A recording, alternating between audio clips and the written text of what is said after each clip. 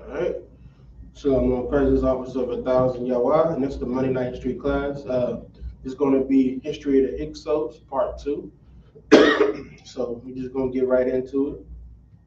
All right.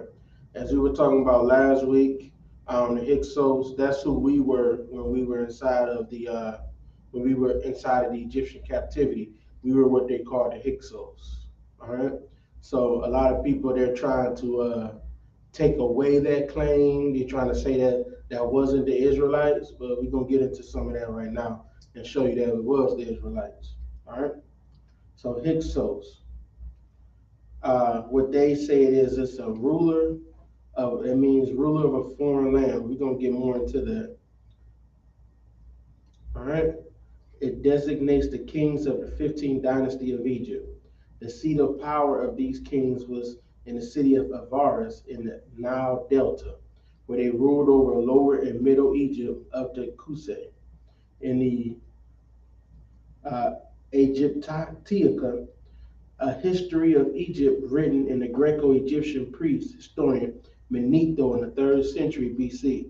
The term Hyksos is used ethnically to designate a people of probable West Semitic Levantine origin, which has to be Semitic. They're saying that it's going from the people that come from, Shem, right, and the Levant, Levantine, right? The same word is talking about coming from the Israel area.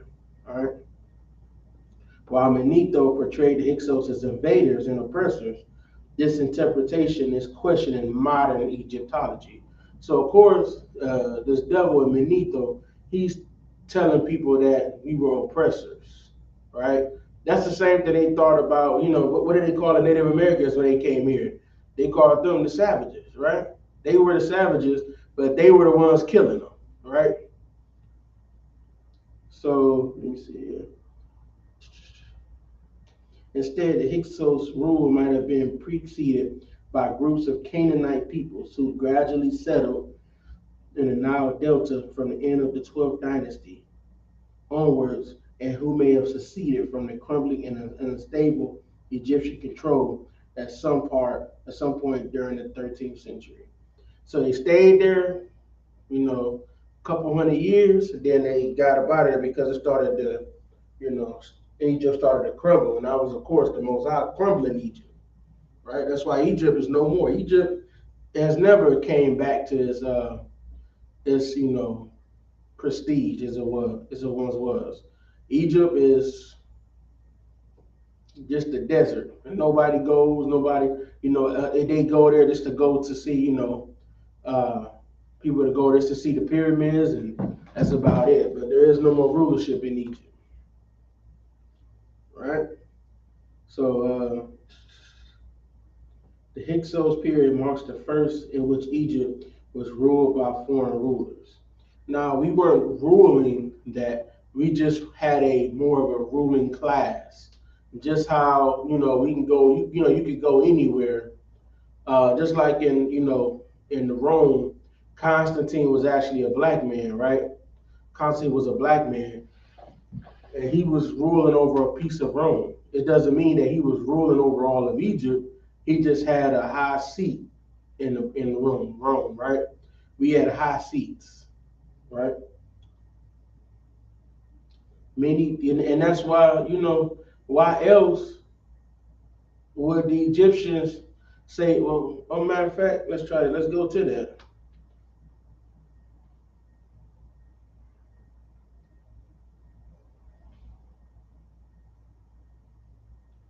Let's go to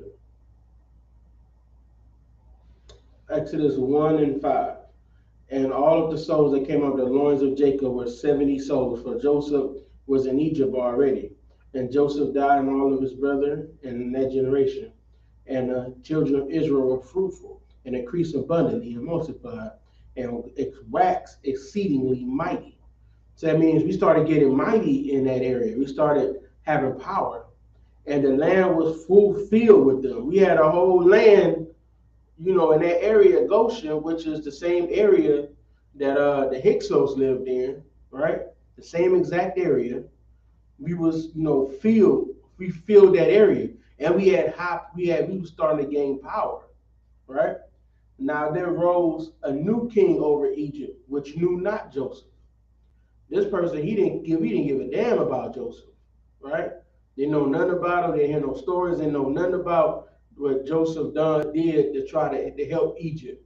That Joseph was the reason Egypt was even standing, right? And he said unto his people, "Behold," which means look, the people of the children of Israel are more and mightier than we. So now they're looking at us like, wait, crap, they didn't got mighty, they didn't got strong, right? We started we gave them weapons, man. The horse and chariot is our weapon, the compound bow. That's our weapons that we gave to Egypt, that Egypt was using to rule over all these other places, right? They used those to rule, right? And I said, oh, this is all hell. Now they're more and mightier than we are. So I saying that it's more of us now. It's just becoming more of them there's more of us than there is of them. Come on, let us deal wisely with them. So now he's saying, let's be wise about this, right? We need to think deep about what we're going to do with these people because they came over to Egypt and now they getting bigger than the Egyptians, right? What happens when black people go anywhere? We start having babies and all over the place, right? Even in America, that's why if you notice, even in America, what do they have to do? They had to start giving the Native Americans smallpox and all type of diseases to try to, lessen their numbers, right? That's why they had Planned Parenthood. Planned Parenthood was nothing more like people they try to use that way Planned Parenthood, make it sound like it was, So hey, you planning your parenthood, right? You don't have to. You can plan for when you want to have it. But no, Planned Parenthood is part of eugenics.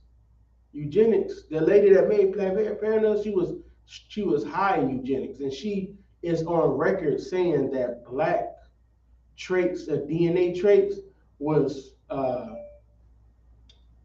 savage, was all everything negative, and the only good traits was of the Caucasians.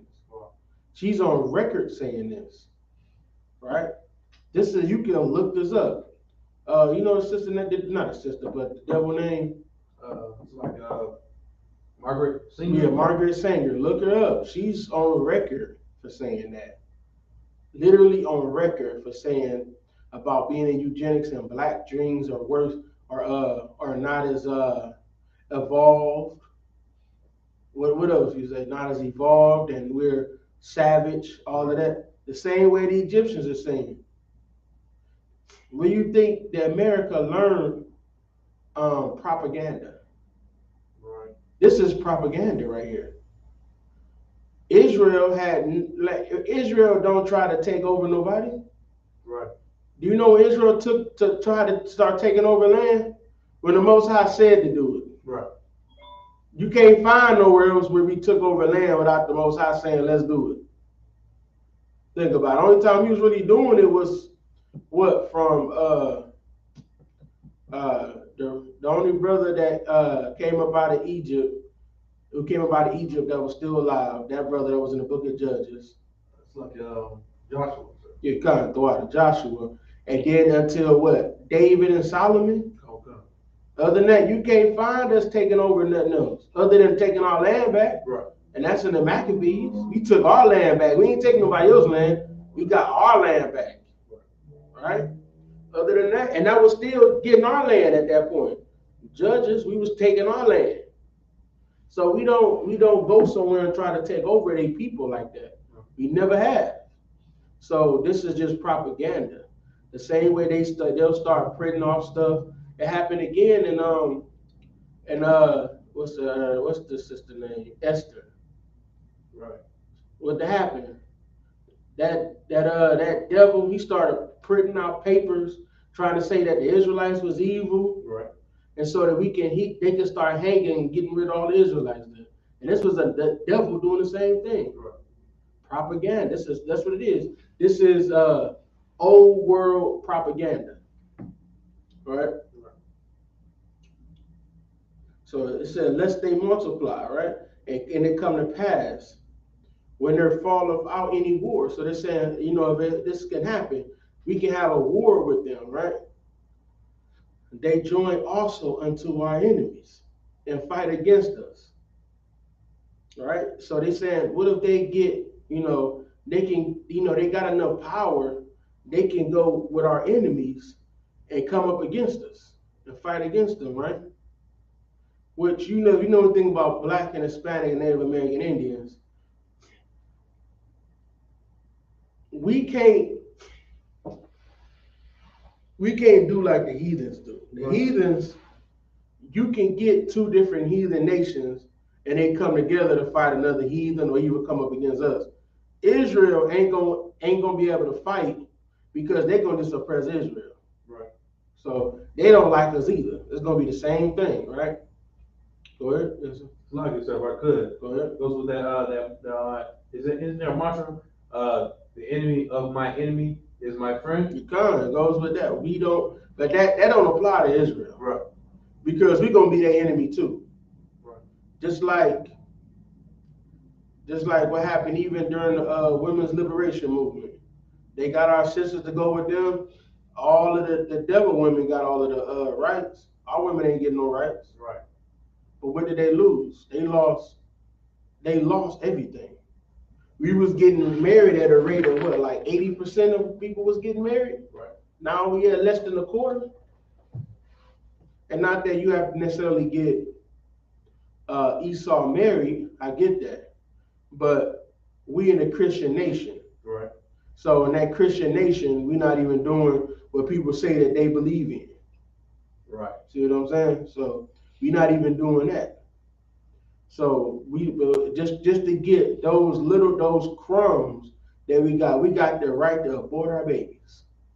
That's the right we got, the right to abort our babies.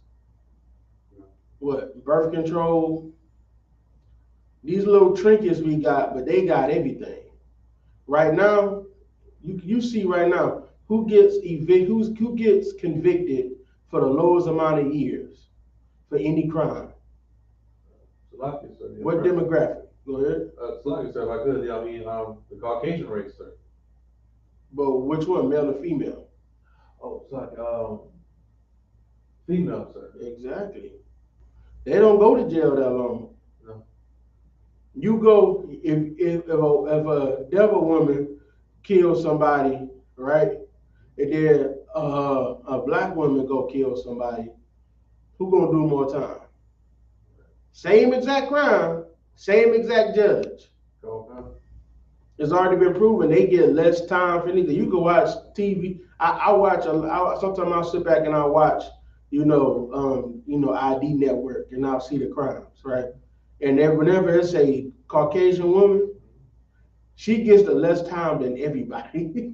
Okay. She don't get she gets out Right. in a few years. If you black and you in there 30 years or more, Right. you getting like numbers, Okay. jersey numbers thrown at you. Right. Go ahead. It's like I said, but also, if you notice, a lot of times, those Caucasian murderers, they actually get TV deals, and they get reality shows. They get their story told. Mm-hmm. They get interviewed. They get paid for that. Yep. Just like that devil that was responsible for getting Emmett Till killed. Right. Right. They getting movies. She got a whole bunch of deals to her story. She got a story that she said that is not gonna come out until like 2035.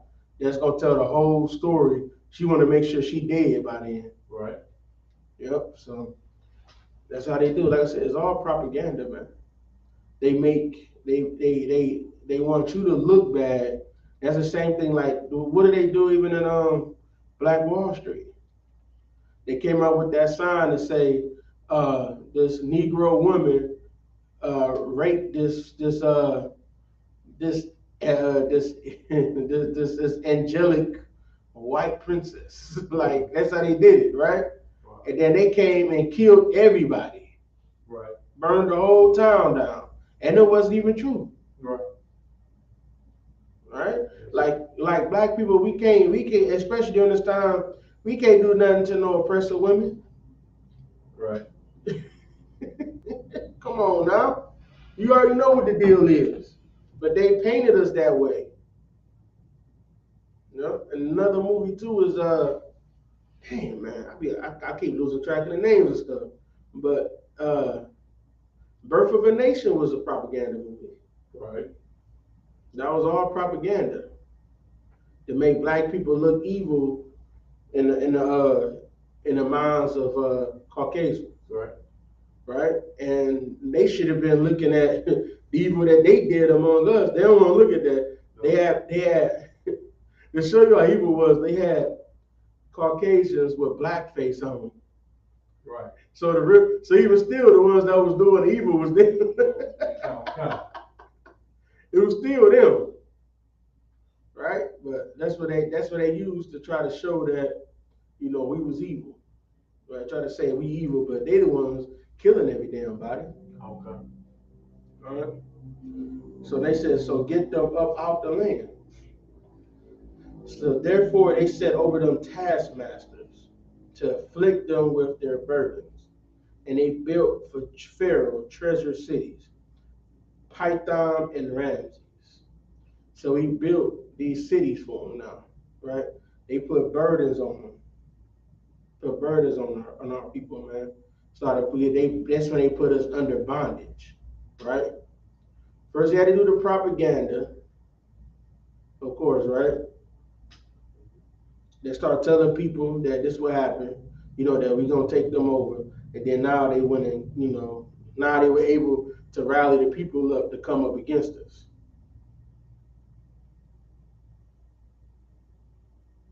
Okay. But the more they afflicted them, the more they multiplied and grew, and they were grieved because of the children of Israel. So now they really started getting grieved. Right? The politicians, at that time, are saying, man, they still growing. You putting more work on, more hardship on, they still growing. And the Egyptians made the children of Israel to serve with rigor. And they made their lives bitter with hard bondage, in mortar and in brick, and in manner of service in the field. All their service wherein they made them serve was with rigor. So now we built their cities with mortar and brick, which is basically old world concrete. And then we was in the fields too, picking their cotton, basically, right? Keeping them fed. And the king of Egypt spake to the Hebrew midwives, of which the name of one was Shiphrah, and the other one Puah. And he said, when ye do the office of a midwife to the Hebrew women, and see them upon the stools, if it be a son, then ye shall kill him. But if it be a daughter, then she shall live. So when they get ready to have the baby, they saying kill the boy, the man child. Right. Because he trying to decimate the population. What did Dar Presser do? He locked them up. Right. Right? All the men locked them up. Gave our children Ritalin and Adderall. Right. All of these things to try to make them docile, right?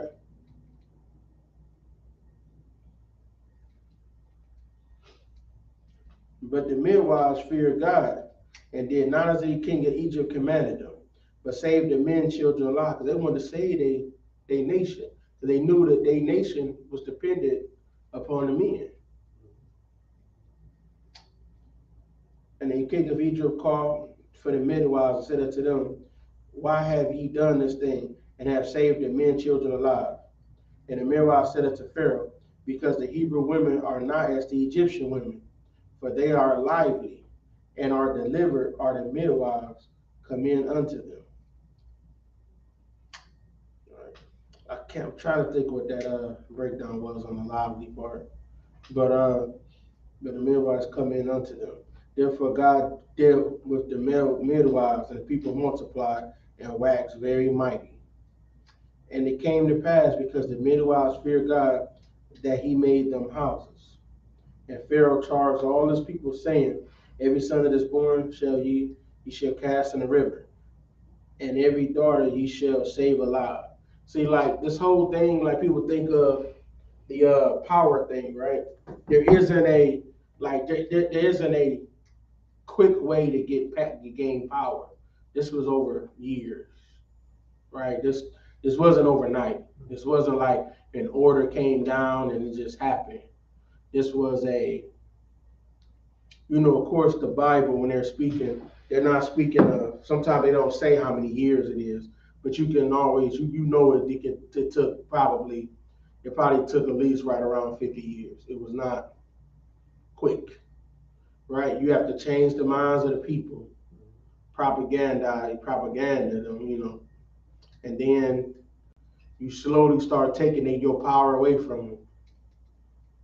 So, and then now they were able to subjugate them to hard labor. All right. So that's what happened. That's what happened to us there, and it says the Hyksos did not control all the. Let me see here. I might skip some. All right, the Hyksos practiced many Levantine or Canaanite customs, but also many Egyptian customs. Right? That's you can go back to where um, Moses said, "Let's serve our God for 3 days." Right? We wanted to get back in tune with our Most High, and they said no. They wanted us to serve, to serve under them harder. All right. They have been credited with introducing several technological innovations to Egypt, such as the horse and chariot, as well as the sickle sword and the composite bow.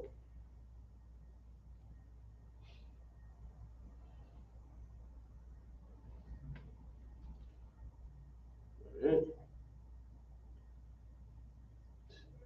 The sickle sword, so let me get a good picture of it. So, this is the sickle sword that we invented.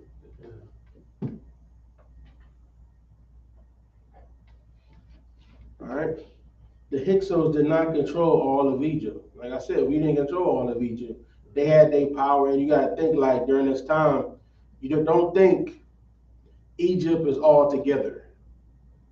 Egypt was like how Rome was. Rome had different factions and ruled by different places. We just had our land and we was ruling, and it was not like I wanted to be like,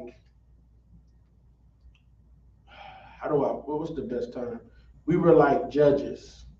We weren't like at the head, but we had enough power to have decisions. Our what we wanted was able to be considered. I guess you could put it like that. And we had the other people. The uh, the Egyptians at that point didn't mind us. They liked us too because they knew what we did for them. Right? Go ahead. So it's like it. So how you said they just wanted to be considered. That's what you just said. No, what I'm saying is that like when they say rulership, you got to be very careful a lot of times because a lot of their the stuff that Benito and everybody else was bringing out to try to say that we were ruling, they're trying to say like we just had this whole like say we had the whole East Coast and that's what we ruled. That was not the case. We had Black Wall Street and we were in that area. Certain people had different places of power and all of that. Because if we really had power, how were they able to take us out of it? Right. See what I'm saying? Okay. It don't make any sense, right? Okay. So we didn't. I'm not saying we didn't have any power. We just was able to have some type of decision making. So it's like, sir, but it's kind of like when we were younger, we would go to certain schools, and you would say, "Oh yeah, that school is that school really a black school?" most of the students are black, but all the teachers are white. Exactly. All the authority, Exactly. all the authority is white. Exactly. Exactly. Same way. Like we would have, like you might have, for lack of a better term, a Israelite mayor, but the governors was Egyptian. Understood. See what I'm saying? They were the ruling class. We just had place of power. We might have had a Israelite as a judge. Might have had one, police officers. See what I'm saying? We had places of power, but we didn't have ultimate power. Otherwise, how would they be able to take us over? Right. Especially without, because obviously it would have been a fight. You didn't hear nothing about a fight, did you? Lost. So it was just a rescinding of power. You get what I'm saying? Okay.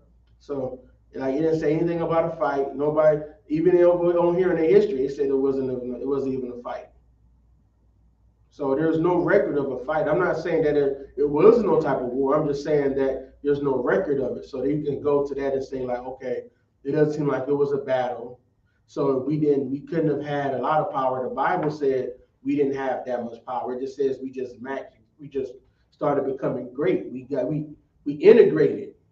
Basically, we integrated in, started having, we bought houses, we bought land, for lack of a better term, I'm trying to bring it into today's term. You know what I'm saying? We bought land, we opened businesses, opened schools. Well, so like it is, sir. So pretty much so back then, sir, compared to today's time, we became citizens. We became citizens. Good citizens. Okay. We were citizens, and we just had, because we picked that area over there because, remember what what's the name said, was it Joseph? Yeah, Joseph. He said they're gonna say that we sheep herders because they don't like sheep herders. So they're gonna let us get our land by ourselves. See, Joseph was very wise. He didn't want us integrated with them like that. Right. He wanted us to go there and be able to grow, and that's what ended up happening. But like, I'm not saying, like I said, we probably had dignitaries and all of that. I'm not saying we didn't. I'm just saying we didn't have that power. Like, we wasn't the president, we wasn't all of that. We wasn't, because we wasn't the president. We wasn't the people that control the president. We wasn't none of that. We might have just been, a senator, a couple of senators on the board. You had one person in the judge, in the Supreme Court. I might have one judge in there, maybe two. We had stuff like that, and we had our own businesses out there. So we were growing, but we didn't have the power. Like I said, we wouldn't have been be taken over if what Benito said we were. They wouldn't have been able to take us over. What? So, I mean, the way you're breaking it down, it makes more sense now. Especially if I could, sir, when we go back to when Moses went up to the mount and left his people behind with Aaron, and it makes sense now because showing out they had to have some kind of leaders already established amongst their people, because you just can't have a random voice say, you know what, let's go ahead and do our own thing.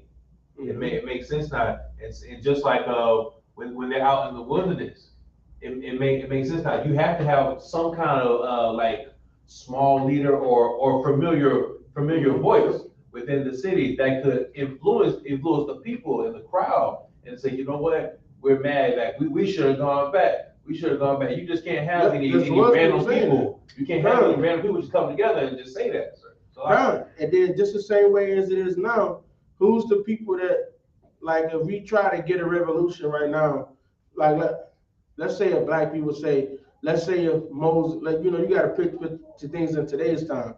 Let's say if Moses came today, he showed us signs of the Most High, the same signs he had. Okay, we need to follow him. Who gonna be the first people to try to tell you not to?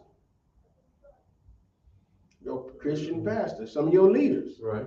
They're gonna tell you not to go. We want to stay here. And why is that? They were living good. Living comfortable, sir. Creflo Dollar gonna tell you to stay here. Right. Because you are his merchandise to make money off of. Right. They sold us basically our same way as always. Our leaders sold us to be captives. Right. Right? So that was the whole thing. They sold us to basically. You know, I'm not saying it wasn't like a straight transaction, but they sold us out. You know what I'm saying? We got sold out. They sold us out to them because that's how they do the propaganda. And all of a sudden they found one person that's you can bring to your side. You bring them to your side, and now you got everybody coming along. Because he high and in their power. That's why when that happened, when they were trying to bring up them guys, what did Moses do? Yeah. What did he do specifically? He burned it and made him eat He killed them. it. Right. That's what I wanted to say. He killed them. He killed them. Yeah, they dead. They wasn't here no more. Right. Which is probably gonna be a time it's going, Creflo Dollar might have to get that smoke. Right. T.D. Jakes might have to get that smoke. It's just being, hey, it's in the Bible. You know what I'm saying? Right. I ain't saying nothing, it's in the Bible. You know what I mean? Same thing. It can't happen. Don't think that they above that. It can't happen. Right. All right. Okay. It said instead they coexisted with the 16th and 17th dynasties, which were based in Thebes. Warfare between the Hyksos and the Pharaohs in the late 17th dynasty eventually culminated in the defeat of the Hyksos by Amosai the First, who funded the 18th dynasty of Egypt. In the following centuries, the Egyptians would portray the Hyksos as bloodthirsty and oppressive foreign rulers. So you see that we had a little scuffles, of course, right? And then what it say? Now, how were we now saying we were oppressive?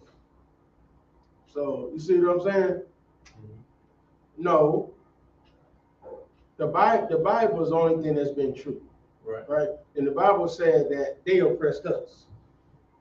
Right? That's what the Bible says. There is, matter of fact, I gotta try to find some of that, but there is some proof about Israel, and they even found, I think they found the house or something in relevance to what Joseph did, with Joseph about him. They found it, yeah. As a picture of Joseph, because they said that what they said was funny was everything you know about Joseph, he had straight hair.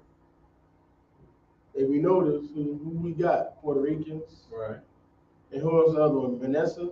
Okay. They both got straight hair like that, right? So we noticed that, it said he had straight hair. I don't know exactly where that is, but I'm just saying that that's what they said there's an archaeology that he had straight hair. So when they found Joseph, like I can't remember if it was his tomb or something like that, or it was his house, or just somewhere he visited or something like that. But they found it. You know what I'm saying? It had his name on it and everything. Yeah. So there is proof that he was there, because he was respected. He was a he was in a high seat. So you can find all of this stuff, man. They don't want to tell you this, of course, you know what I'm saying, but it is out there. All right.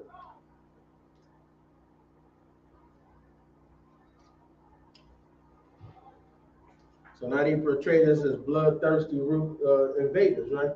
That's what they would do. That was the propaganda. So how can they? Oh, see, that's how you know this was before we got taken over by them. Because how can they say we were bloodthirsty and we were the ones being enslaved to? So I'm saying this was the propaganda war. All right. Etymology. The term Hyksos is derived via the Greek from the Egyptian expression Kasup, meaning rulers of foreign lands. But we all know that Hyksos means sheep herders, right? Or shepherd kings. And I'm about to show you what the sign of it was. The first century AD Jewish historian Josephus gives us the name leading shepherd kings and captive kings in his Contra Appian, against Appian, where he describes Hyksos as Jews as they appear in the Hellenistic Egyptian historian Manetho. Josephus' rendition may arise from a later Egyptian pronunciation of, I can't read that, which was then understood to mean Lord of Shepherds. It is unclear if this translation was found in Manetho or Armenian translation of Epitome of Manetho given in the late Antiquary. Historian Eusebius gives us the correct translation of foreign king. But here's the hieroglyph of Hyksos. So you see that? That's for the shepherd, and that's for the king, the rulership. All right?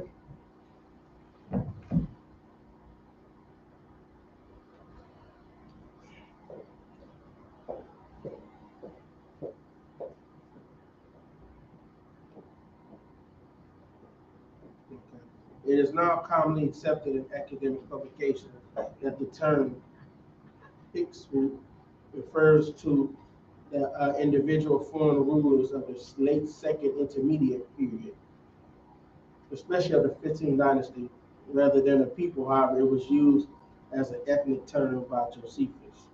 It's used to refer to the population still persists in some academic papers. So they're now trying to take that away and try to say that it's not the Israelites. You start seeing a lot of that, they start trying to take away, they call it, scholarship or whatever the case is. Now they want to get rid of it. Now they want to say that it's not the Israelites. All right.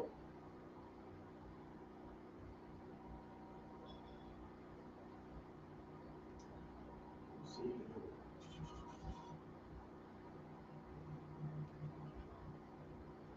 Historical records suggest that Semitic people and Egyptians had contact at all periods of Egypt's history. Right? We always had contact with Egypt, do we not? Right. The McGregor plaque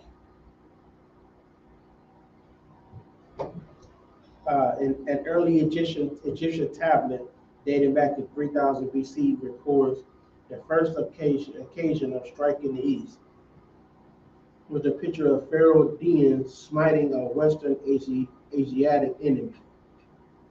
During the reign of Senusret in circa 1890 BC, parties of Western Asiatic foreigners visiting the pharaoh with gifts are recorded, as the tomb paintings of the 12th dynasty official Khnumhotep. These foreigners, possibly Canaanites or nomads, are labeled as Amu, including a leading man with a Nubian ibex labeled Abisha the Hyksos, the first known existence of the name Hyksos. Soon after, Tibet Stil, dated to the reign of Senusret III, reign was 1878 to 1839 BC, records the earliest known Egyptian military campaign in Levant. The text reads, His Majesty proceeded northward to overthrow the Asiatics. His Majesty reached a foreign country which was named Sekmet.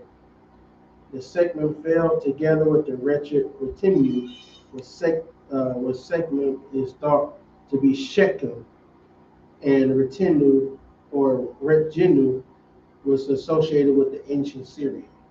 So Shechem was a land that was like in the Israel area. Shechem, you all seen that Shechem. You all seen that in the Bible, right? Shechem. I might be saying it wrong, but that's what they. But of course, when you take something in a different language, it's always going to be something different. Right. So sound a little bit different. So background and arrival in Egypt.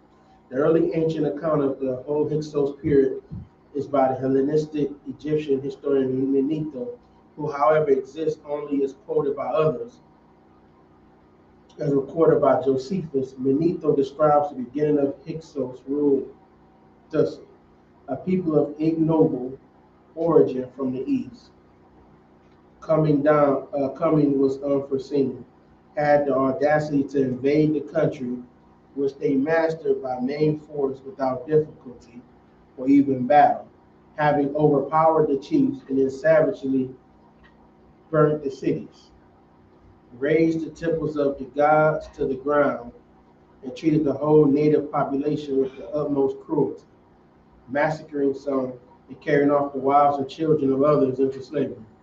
That sounds like some devils, the word. No, like if I could, sir, it sounds just like Psalms 83. What's that? What you're reading, Uh-huh. what you're teaching sounds just like Psalms 83. If I could. Yeah.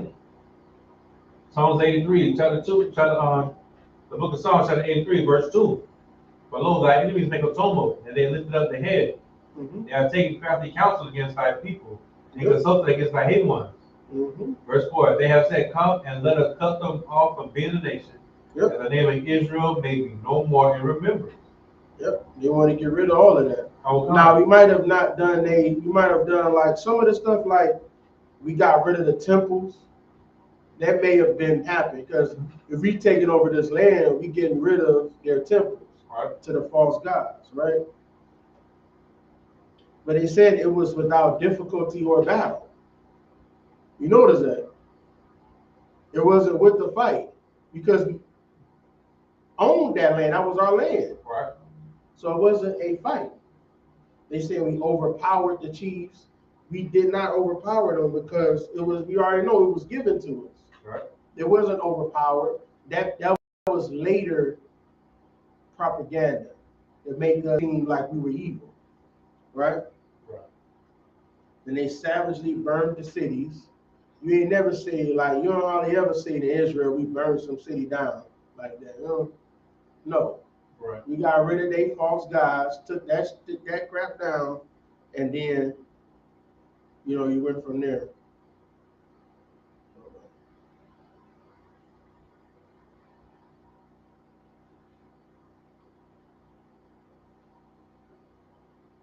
We just got rid of all of that because we weren't solving. The majority of us wasn't serving no false gods, right?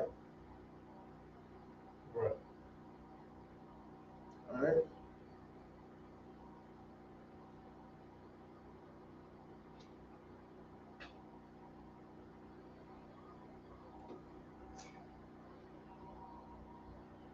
It said Manetho's invasion narrative is nowadays rejected by most scholars. Even their own scholars don't believe it.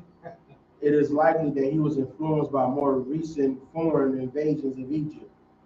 Instead, it appears that the establishment of the Hyksos rule was mostly peaceful and did not involve an invasion of an entirely foreign population. Archaeology shows a continuous Asiatic presence at variance for over 150 years before the beginning of Hyksos rule. So,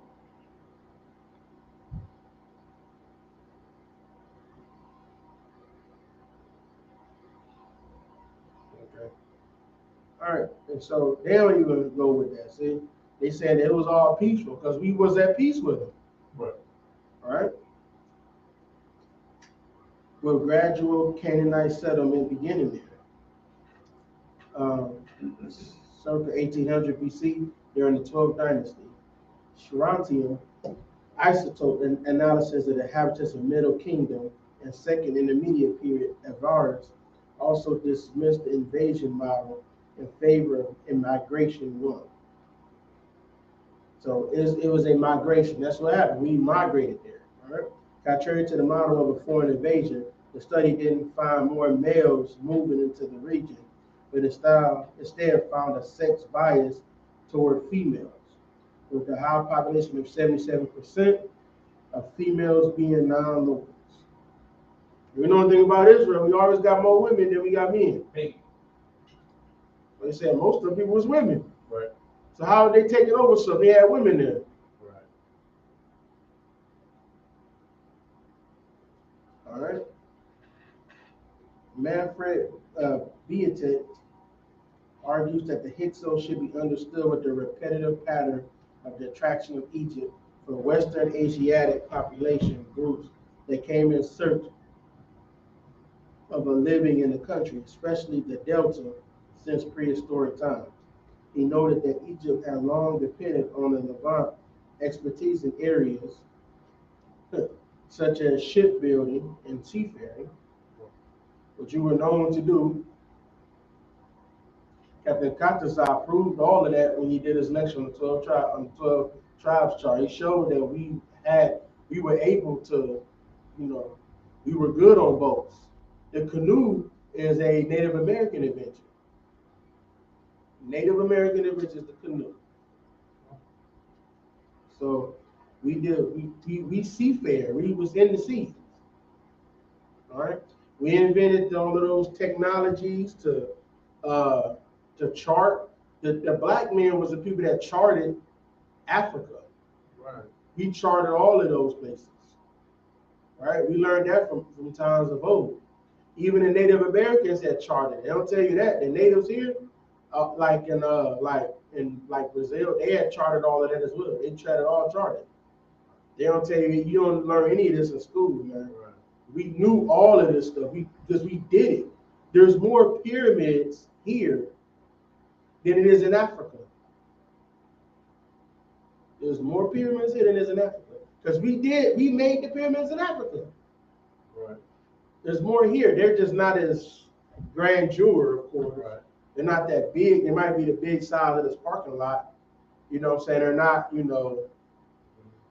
3 acres in size. They're not big like that. But, because we didn't use it for the same purposes. During that time, the Egyptians, they were regarded as like god kings. Right. So they needed something huge they needed something huge to like show that they're dead. And the one thing I did, when I was watching a documentary before in Egypt. Now I gotta do more checking on it, just to do more fact checking. But the one thing they did say was that they believe a lot of those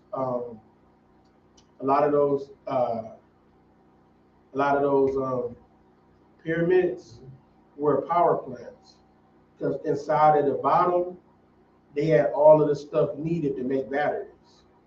So they had sulfur and I don't know all of the chemicals off the top of my head, but they had all of those was present to make batteries inside of that.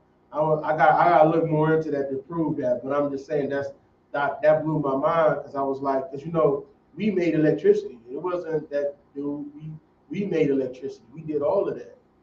So it only goes to say we made electricity in Egypt. See what I'm saying? That's heavy, man. That's what I'm saying. So I mean, a lot of stuff we're not gonna really know, because they're going to they're going to stop a lot of the knowledge. Right.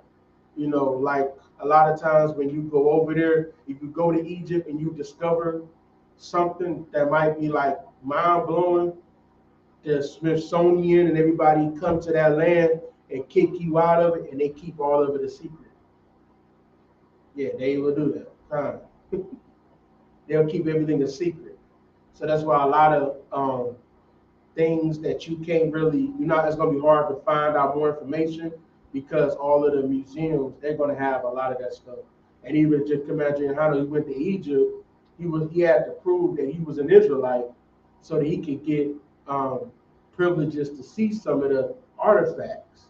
And he said they got a lot of artifacts in Egypt, a lot more than they show you. They got a lot of stuff in Egypt, in Europe, all over Europe, Constantinople. They got a lot of our artifacts over there that will prove that we are the Jews. It will prove it. But they don't, they keep it at the bottom of the museum in the vault, where they don't let nobody see it. Because it's been, you can go look at certain things on records, man. You can go look at records on different things, like they'll let somebody in the museum, everybody start going crazy and trying to study, like, everybody just like, everybody start trying to go where, then they shut the whole exhibit down. Because they realized it was more to it than they thought it was. That's on record, that's happening. So, yeah, it's all on record. So all our stuff is in those museums that show that we are the Israelites. But they don't want us to know, because if they show those artifacts, we would know. Right. You might even have a damn a fro pick with a shield of David on. It might be something. I wouldn't even doubt it. Right. I know the brother's making it now, but it was probably made then.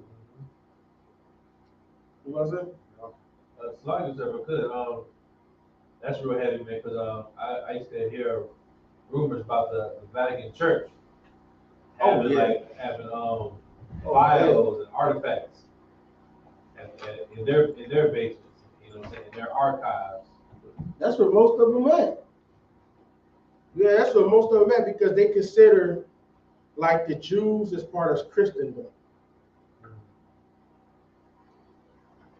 Okay. So a lot of our stuff is in the Vatican.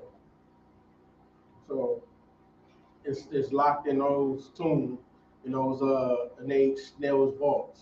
Right. They got a lot of our stuff locked in there. So a lot of them. So, but yeah, the Vatican, man, the only whole Christian country is ruled by itself. It's not ruled by like another country. It's all ruled by itself. Yep. Okay. Get back into this.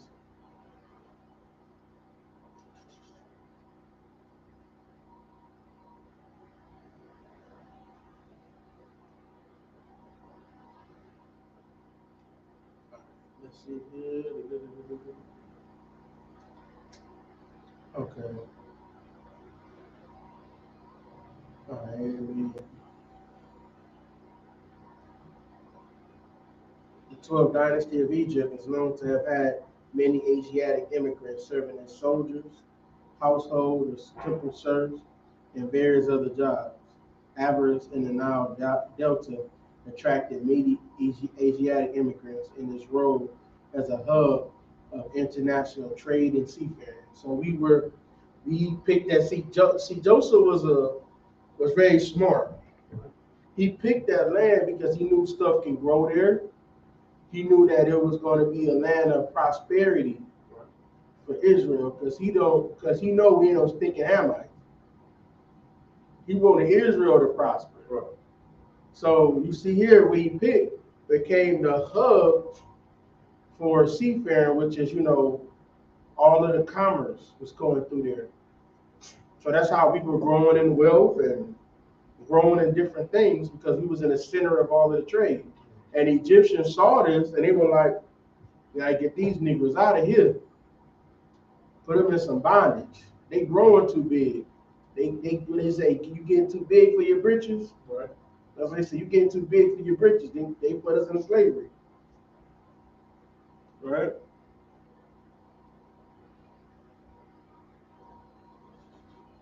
The final powerful pharaoh of the Egyptian 13th dynasty was Sobekotep IV, who died around 1725 BC, after which Egypt appears to have splintered into various kingdoms, including one based in Avaris, ruled by the 14th dynasty.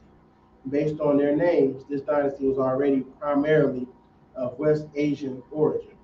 After an event in which their palace was burned, the 14th dynasty would be replaced by the Hyksos 15th dynasty, will establish loose control over northern Egypt by intimidation of force, thus greatly expanding the area under Avaris control. So we had power over north part of Egypt. Now that's when they were getting like, y'all getting too big now. All right? Kingdom, the 15th dynasty of Egypt. The length of the time the Hyksos ruled is unclear. The fragmentary Turin Kings list says there were 6 Hyksos kings who collectively ruled 108 years. However, in 2018, Kim Ryo proposed a new rating of as many as 149 years, while Thomas Snyder proposed a length of 169 and 180 years. The rule of the Hyksos overlaps with that of the time of the native Egyptian pharaohs of the 16th and 17th dynasties, better known as the Second Intermediate Period. The area under direct control of the Hyksos is probably limited to the eastern Nile Delta. Their capital city was Avaris at a fork in the Nile dry Pelusiatic branch of the Nile. Memphis may have also been an important administrative center, although the nature of any Hyksos presence there remains unclear. So, ruling anywhere from 100 to 20 years. We had our, like, I want to say rulership. We just ran that land, Right. that particular area. According to Anna Latifa Murad, other sites with likely Levantine population and strong Levantine connections in the Delta include Tel Farasha and Tel El Maghrib, located in Tel Basta and Avaris. I'll get past some of these names. The increased prosperity of Avaris may have attracted more Levantines to settle in the eastern Delta. All right.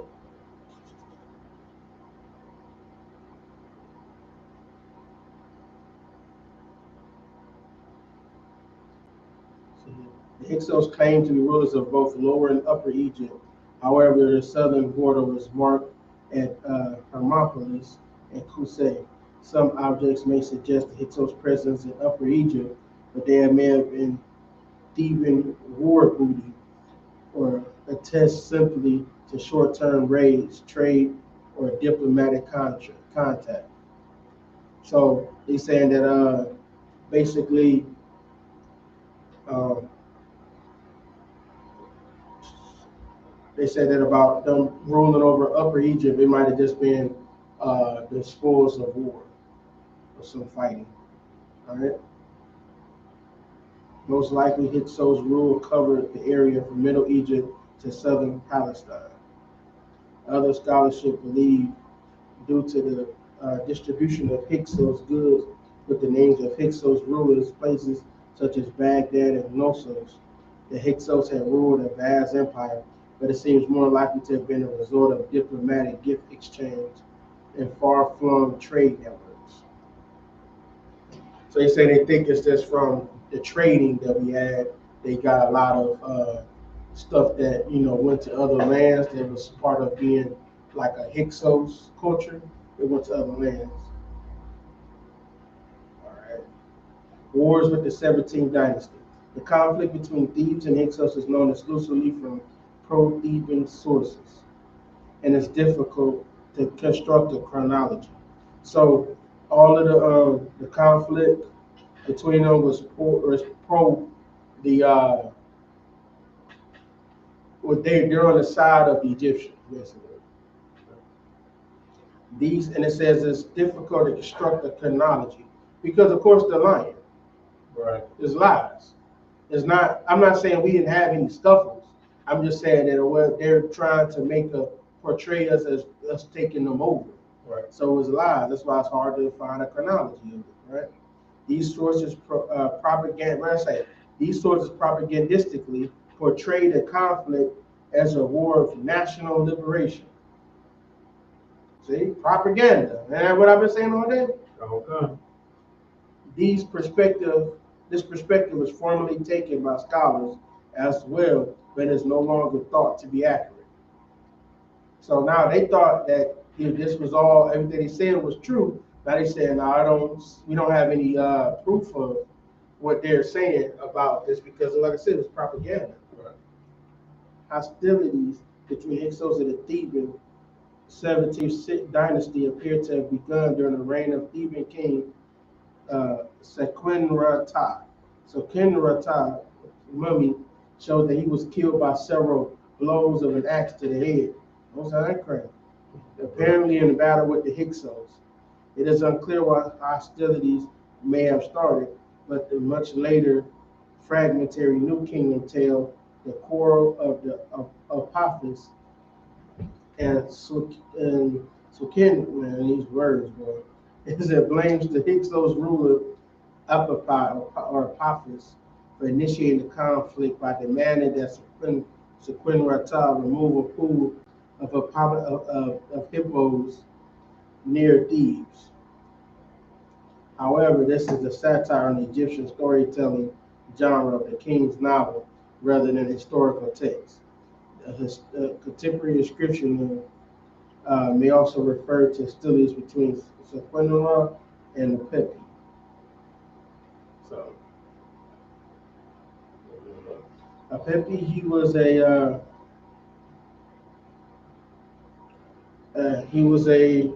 ruler of Lower Egypt during the 15th dynasty and end of the second intermediate period, which was dominated by a foreign dynasty of rulers called the Hyksos. That was his name, Apepi, or Apophis in Greek. Oh, yeah? You want to say something? No, sir. Well, no, it's like I said, if I could, you know what I'm saying, without this history that you're giving, you know what I'm saying, related to like today's time, sir, it's actually, to me, kind of explains now why, when we see like certain cultures, especially when we see certain monuments throughout America, you understand? Like when we see the Washington Monument, we see the Washington Monument. We see like the pyramids. You see the pyramids on the dollar bill, the all seeing eye. When we see the headdress of the Pope, you know, you understand, and even like the wigs of the old presidents and the British Parliament. You know, understand, like we start to understand that the oppressor, like the Caucasian oppressors, really copied themselves after Egypt. They really copied themselves after Egypt, and they studied them. They studied their culture, they studied their ways, and they even studied who they went after.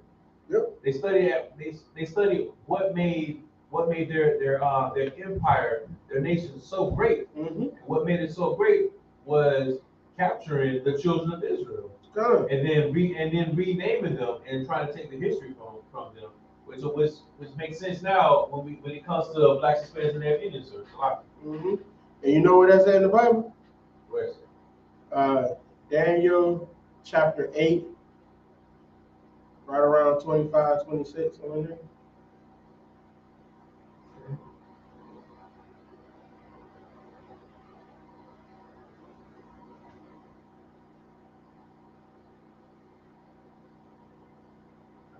You read it, sir?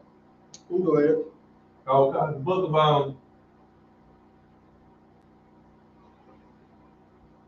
Daniel, chapter 8, verse 23. Verse 23. And in the latter time of their kingdom, when the transgressors are come to the full, a king of fierce countenance and understanding dark systems. Sir? You know what that is? I saw earlier kings of Media and Persia. No. Now, who that king of fierce countenance is? It's like it's a lie. You know what that is? Who's that now? Alexander the Great, so-called great. That's what we're talking about. Okay. A fierce countenance.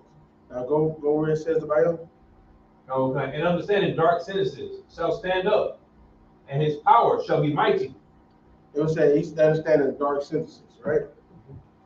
You get that? That's studying culture and prophecies. Is that correct? Study what? Like prophecies. What's that? Understanding dark sentences. What is that exactly? Dark sentences are the parts in the Bible that are harder to be understood. Okay, so like certain prophecies. Yeah, it's prophecies and stuff like that, but it's the stuff that's like he understood. Like, you know how we go to our scripture breakdown classes, Okay. he understood that he understood our scriptures better than probably most heathens did. Okay, what he? Okay. Yeah. He understood that. You know what else he understood? What's that? Go to Judah 5, verse 5, chapter 5. Okay. Okay. Okay, the Apocrypha. The book of Judah, chapter 5, verse 5. Let me go to what you saw to you what's going on. Okay. Now, just to give you a little bit of backstory, I don't remember the exact nations, but it was somebody sent a scout, like, to get information on the Israelites. Okay. And he came back with a report. So, all right, now go to 6. He's talking about us. Okay, the book of Judah in the Apocrypha, chapter 5, verse 6. His people are descendant of the Chaldeans. Chaldeans, because Abraham was a Chaldean, right? Keep going. Okay, and they sojourned heretofore in Mesopotamia. And they sojourned heretofore in Mesopotamia.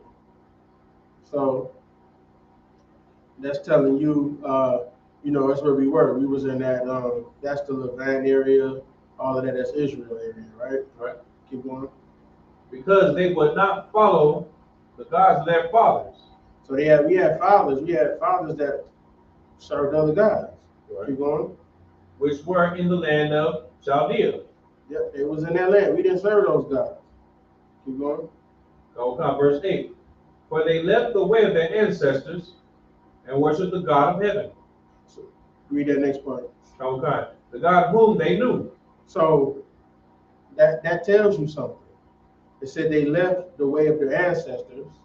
So a lot of times, if it's the exact word, you gotta look at it as this is their father. So it was a time we started following other gods, of course, right? We left that way, but we followed a God that we knew. That means we knew of the Most High. Right. See what I'm saying? We knew that already. We just followed other gods because those other gods, get us wealthy. Right. Those other gods, they say, we'll have an easy birth, for the women. They'll give you an easy childbirth. Right. So we started making God, like, how Christians make God to be, like he's Santa Claus. Mm-hmm. That's how these other gods were. Right. They just served our needs. We didn't serve their needs. Right. They just was there to serve us. All right. Okay. And now go to 9. Okay, verse 9. Then their God commanded them to depart from the place where they sojourned, mm-hmm. and to go into the land of Canaan, where they dwelt, and were increased with gold and silver, and very much cattle. So then we were in Israel. We left that, but Mesopotamia is like this is Israel, this is Mesopotamia, like this, kind of like. So when in Israel, which is Canaan. Right. Go ahead. Okay. But when a famine covered all the land of Canaan, they went down into Egypt. So then that's how we got down into Egypt, because a famine came, right? Keep going. And sojourned there, while they were nourished, and became there a great multitude, so that one could not number their nation. Became a big nation. Keep going. Okay.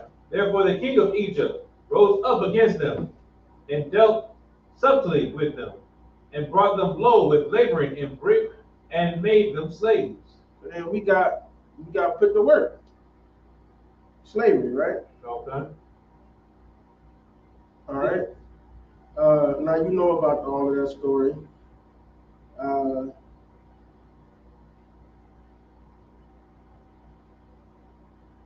see.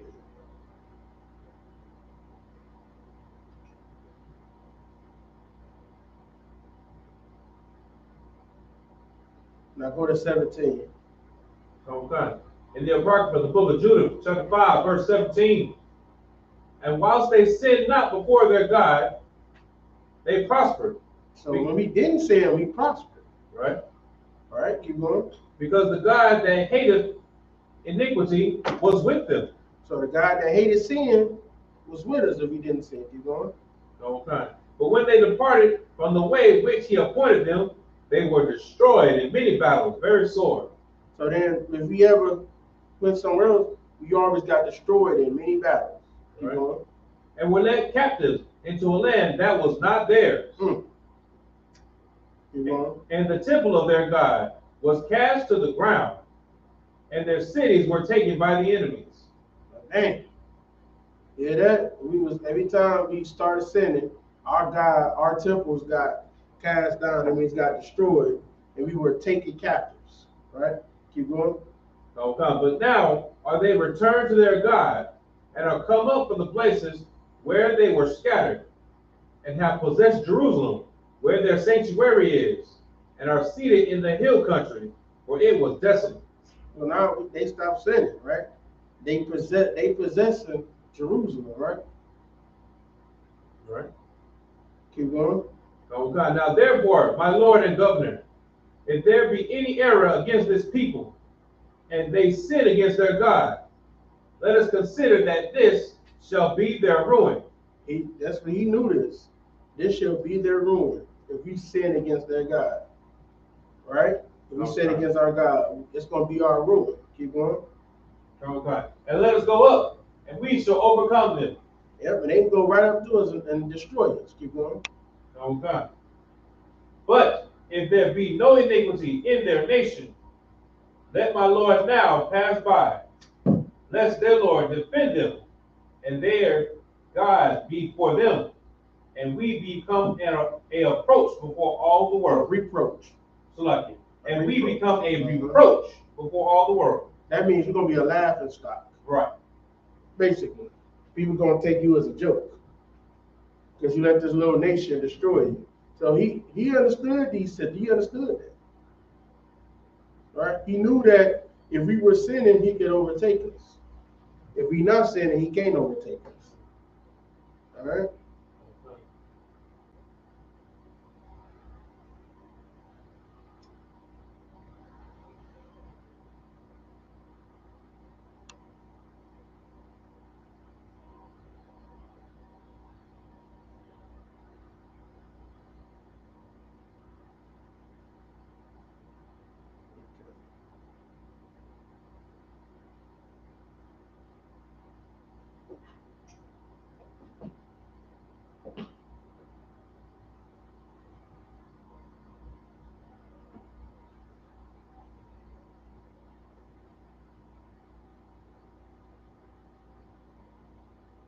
Okay.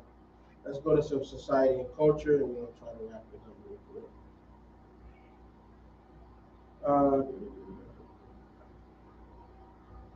The Hyksos do not appear to have produced any court art, instead appropriating monuments from earlier dynasties by writing their names on them. Many of these inscribed with the name of King Khayyam. The large palace of the Avaris have been discovered, built in a Levantine rather than Egyptian style, most likely by Khayyam. King Epipha is known to have patronized Egyptian scribal culture, commissioning the copy of Rhine mathematical papyrus. The stories preserved in the West Card papyrus may also date from his reign. Let me see what I'm looking for. The so-called Hyksos sphinxes, or Tanite sphinxes, are a group of royal sphinxes depicting an earlier pharaoh and Amenemhat the third, 12th in his 12th dynasty, with some unusual traits compared to the conventional statuary. For example, prominent cheekbones and a thick mane of a lion instead of the traditional Nemes head cloth. The name Hyksos sphinxes was given due to the fact that these were later reinscribed by several of the Hyksos kings and were initially thought to represent the Hyksos kings themselves. 19th century scholars attempted to use their statues features that assign a racial origin to the Hyksos. These sphinxes were seized by the Hyksos from the cities of the Middle Kingdom and transported to their capital, Varus, where they reinscribed them with their names, and new owners adorned their palace. Seven of those sphinxes are known, are from Tanis, and are mostly located in the Cairo Museum. Other statues of Amenemhat III were found in Tanis and are associated with Hyksos in the same manner.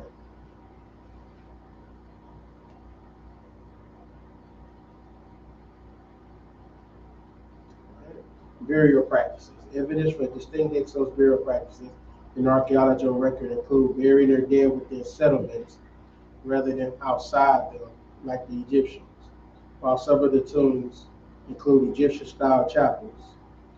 They also include burials of young females for probably sacrifices placed in front of the tomb chamber. There are also no surviving Hyksos funeral monuments in the desert in Egyptian style, though these may have been destroyed. Hyksos also inferred infants who died in imported Canaanite amphorae. The Hyksos also practiced the burial of horses and other equids. Likely a composite custom of Egyptian association of the god Set with the donkey and Near Eastern notions of equids as representing their status. So basically, we didn't. A lot of times they built them within the settlement, like they would, how America they would build a cemetery like right in the middle of the city. Right. We usually I'm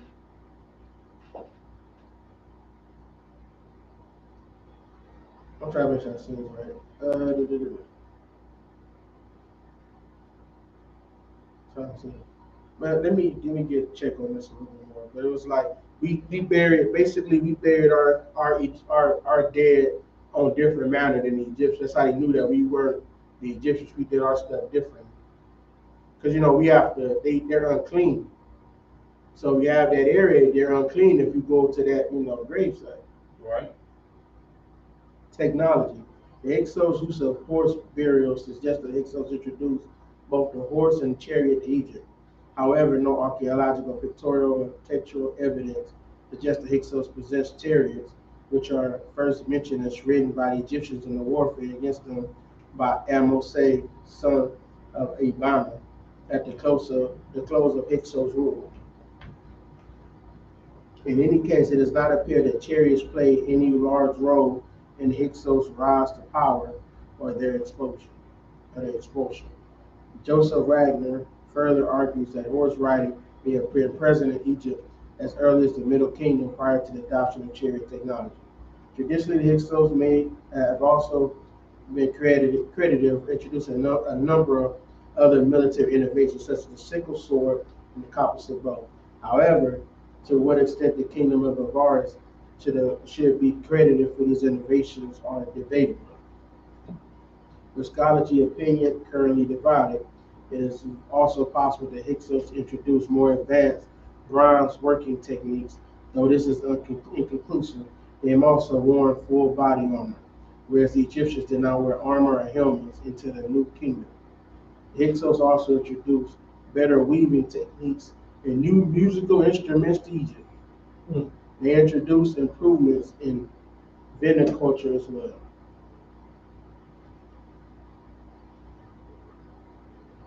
Let me take this one real quick.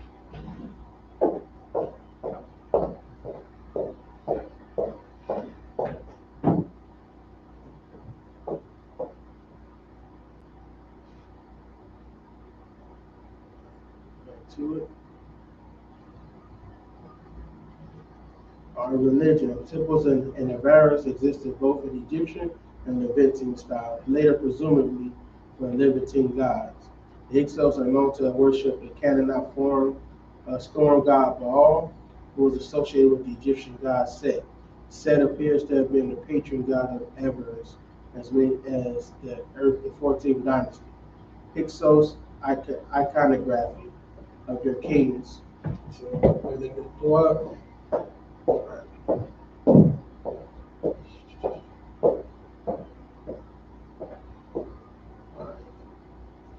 Hyksos iconography on the kings on some scarab show a mixture of Egyptian pharaonic dress with a raised club, the iconography of Baal, because Nabal was a farmer, right?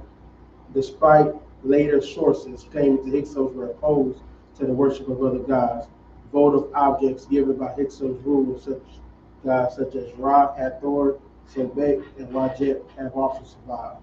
So you see, we rejected those other gods, but there were some people that accepted it, of course, right?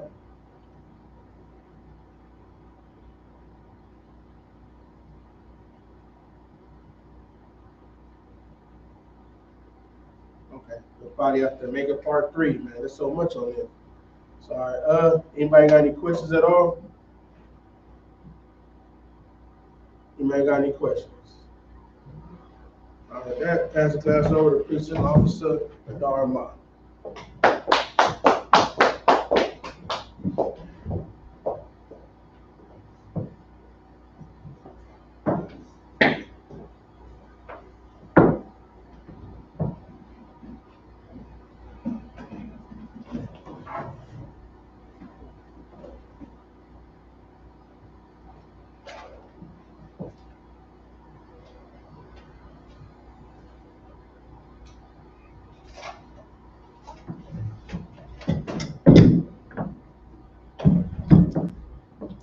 It's ISUPK security announcements. With ISUPK, start out 1 West, 125th Street, Hall, New York. Group new brother and sister. When new brother and sister come to the school, they're off limits for 6 months. They're to be saluted only. They hit the share themselves of the world. If they need transportation, the teacher will arrange it.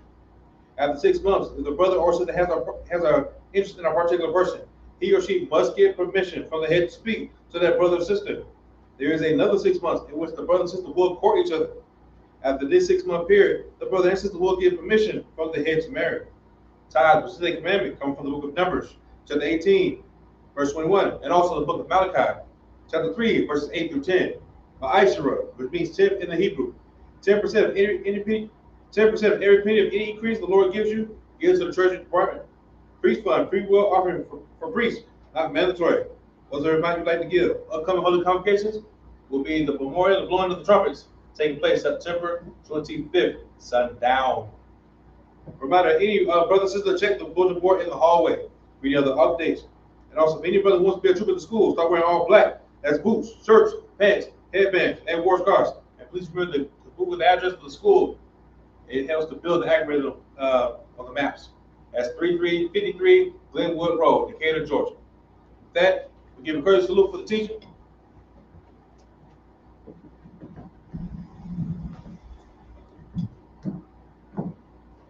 Ben Israel, Imagine, Mashabat, Imagine, Barak, Yahweh Shemel Shabrakatah. Yahweh Shem Shabbat. What we just said in Hebrew, in the Most High bless you in the name of Christ. Yahweh, hands down, class dismissed.